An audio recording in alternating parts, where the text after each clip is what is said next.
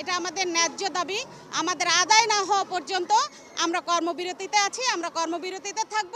পাবনায় ৩ দফা দাবি বাস্তবায়নের দাবিতে সরকারি প্রাথমিক বিদ্যালয়ের সহকারী শিক্ষকরা অনির্দিষ্টকালের কর্মবিরতি অব্যাহত রয়েছে। তবে আজ থেকে শুরু হয়েছে বার্ষিক পরীক্ষা।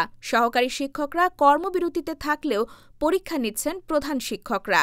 গত বৃহস্পতিবার থেকে অনির্দিষ্টকালের কর্মবিরতি পালন শুরু করেন সহকারী শিক্ষকরা। তারা জানান, তাদের দাবি বাস্তবায়ন না হওয়ায় কর্মবিরতি অব্যাহত রেখেছেন। কোমলমতি শিক্ষার্থীদের পরীক্ষা ব্যাহত হচ্ছে স্বীকার করলেও তারা নিরুপায় বলে জানান।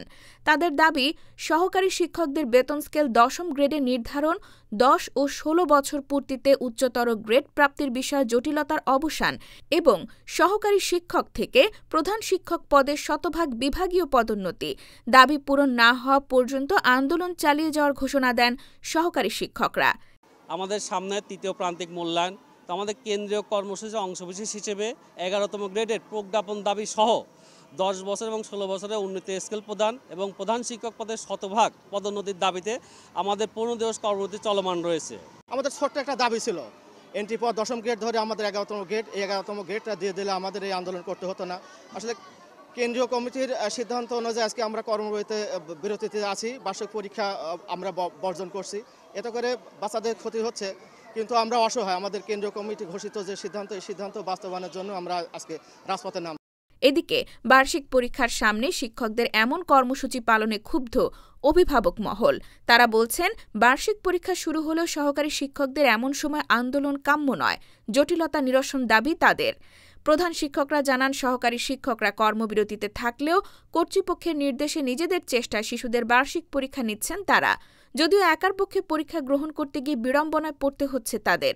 অন্যের বাচ্চা, এটাকে আমার শিক্ষকরা সবসময় নিজের বাচ্চাই মনে করি। তো এটা অবশ্যই ঠিক যে বাচ্চাদের ক্ষতি হচ্ছে বার্ষিক পরীক্ষার সময়, কিন্তু আমরাও নিরুপায় যে আমরা দীর্ঘদিন ধরে আমরা আসলে প্রাথমিক বিদ্যালয়ের শিক্ষক, সর্বোচ্চ ডিগ্রি নিয়ে প্রাথমিক বিদ্যালয়ে যোগদান করে আমরা আপনারা শুনে আশ্চর্য হবেন, আমরা ৩য় শ্রেণীর কর্মচারী, প্রজাতন্ত্রের ৩য় শ্রেণীর কর্মচারী। একটা শিক্ষক রাষ্ট্রের সবচেয়ে সম্মানী ব্যক্তি হওয়া উচিত এবং তার বেতন গেটটা সেরকম হওয়া উচিত, কিন্তু আমাদেরকে সরকার বঞ্চিত করে রাখছে। আমরা দীর্ঘদিন ধরে আন্দোলন করি, কিন্তু কোনো আশ্বাস দেয় কিন্তু বাস্তবায়ন করে না। হ্যাঁ, পরীক্ষা যেহেতু আমার অধিদপ্তর থেকে, মন্ত্রণালয় থেকে, আমার জেলা অফিস থেকে চিঠি আসছে যে বিকল্প পদ্ধতি হলেও পরীক্ষাটা পরিচালনা করার, আমি আমার ঊর্ধ্বতন কর্মকর্তার নির্দেশ অনুপাতে আমার যেটা সাধ্যে কুলাচ্ছে আমি সেইভাবে কষ্ট হলেও, কষ্ট তো অবশ্যই হচ্ছে, আমার ৬টা রুমে পরীক্ষা চলছে, একার পক্ষে তো আমার কষ্টই হচ্ছে।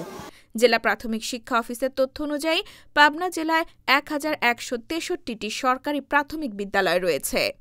কিন্তু আমার বাচ্চাদের তো ক্ষতি হচ্ছে, ওরা বার্ষিক পরীক্ষা নিতে আসছে। আজকে যদি পরীক্ষাটা না হয়, তাহলে বাচ্চারা এই পড়াটা যদি আবার পরের দিন পড়তে যায়, বাচ্চারা বিরক্ত বোধ করবে। আমার ছেলেরা অন্য ক্লাসে ভর্তি হবে, তো পরীক্ষা ভালোভাবে না দিলে ভর্তি হবে কি করে?